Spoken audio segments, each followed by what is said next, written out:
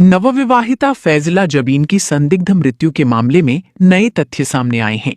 प्रारंभिक postmortem report में मृत्यु का कारण गले पर दबाव और श्वास अवरुद्ध होने की संभावना जताई गई है।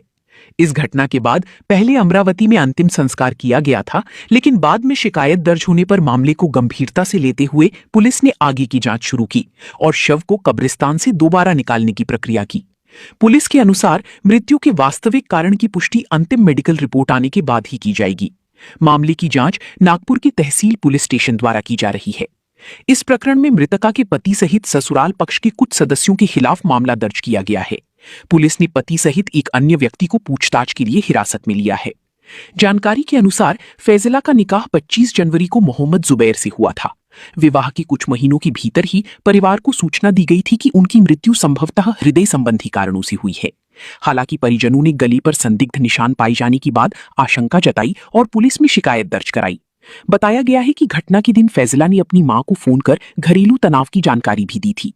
पुलिस मामले की जांच कर रही है और सभी पहलुओं को ध्यान में रखते हुए आगे की कार्रवाई की जा रही है। पोलीस स्टेशन तहसील येथे अपराध क्रमांक 248/2026 कलम 103 238 351 235 भारतीय न्याय संहिता 2023 अन्वये एक गुन्हा दाखल करण्यात आलेला आहे। यातील फिर्यादी मोहम्मद अवेस वल्द अब्दुल हसन वय 21 वर्षे, राहणार सौदागरपुरा, नागपुरी गेट पोलीस ठाणे, अमरावती शहर यांनी पोलीस स्टेशनला तक्रार दिली। त्यांची बहीण मयत नामे फाजिला जबीन मोहम्मद जुबेर शेख वय 19 वर्षे यांचा अगदी 4च महिन्यापूर्वी म्हणजे जानेवारी मध्ये तिचा पती मोहम्मद जुबेर वल्द मोहम्मद जलील शेख वय 31 वर्षे, राहणार बोरियापुरा, मोमिनपुरा, नागपूर याच्यासोबत विवाह झाला होता। लग्नानंतर ते पती आणि जेठ म्हणजे पतीचा मोठा भाऊ आणि सासरे हे तिच्यासोबत महिनाभर तरी चांगले राहिले, परंतु महिनाभरानंतरच तिला टॉर्चर सुरू झालं की तू तुझ्या माहेरून काही आणलेलं नाही, हे नाही आणलं, ते नाही आणलं। त्यांनी तिला हुंड्यासाठी छळ करायला सुरुवात केली। शेवटी 14 तारखेच्या रात्री 12:30 वाजता दरम्यान या मृतक महिलेने तिच्या आईला फोन केला आणि सांगितलं की माझे घरचे खूप मला छळत आहेत आणि खूप त्रास देत आहेत, तर मला कधीही काही होऊ शकतं। आणि अचानक तिने फोन बंद केला आणि त्याच्या एक अर्ध्या तासानंतरच तिच्या पतीच्या नातेवाईकांनी तिच्या माहेरी अमरावतीला फोन करून सांगितले की तुमच्या मुलीला हार्ट अटॅक आलेला आहे आणि तुमची मुलगी मयत झालेली आहे। तशा माहितीवरून मयताचा भाऊ म्हणजे फिर्यादी आणि त्यांचे काका वगैरे इतर काही नातेवाईक बोरियापुरा त्यांच्या राहते घरी मयताच्या घरी आले। तेव्हा सुद्धा त्यांनी बॉडी देण्यास नकार दिला होता आणि जर तुम्हाला बॉडी पाहिजे असेल तर इथून सरळ अमरावतीला जायचं आणि तिथेच त्याचा अंत्यविधी करायचा, तिला हार्ट अटॅक आलेला आहे असं सांगितलं। तिच्या गळ्याला त्यावेळेस रुमाल बांधून ठेवलेला होता।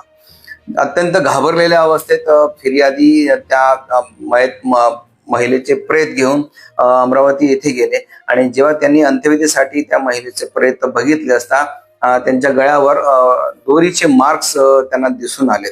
त्याचे फोटो आणि व्हिडिओ घेऊन त्यांनी police station Nagpuri gate Amravati शहर येथे त्यांनी तक्रार दिली आणि त्यांच्या तक्रारीवरून तिथे मृतकाला दफनविधी झालेला असल्यामुळे तिथे मर्ग दाखल करण्यात आला आणि पोस्टमॉर्टम नंतर पोस्टमॉर्टम रिपोर्ट आमच्याकडे पाठवण्यात आला आणि फिर्यादीने आमच्याकडे तक्रार दिली।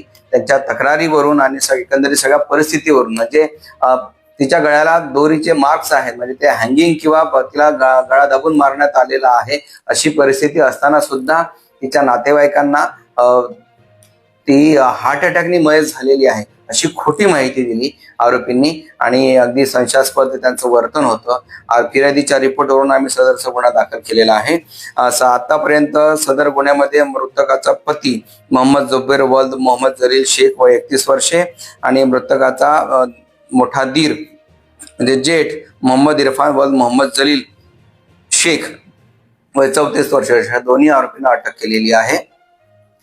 या गुन्ह्याचा पुढील तपास पोलीस निरीक्षक क्राईम राहुल वाडवे हे करत आहेत। त्याच्यामध्ये अजून त्यांचा मृतकाचा जो सासरा आहे मोहम्मद जलील शेख उर्फ संजू पटेल हे सगळे राहणारे बोरियापुराचेच आहेत, त्याला अजून अटक करणे बाकी आहे।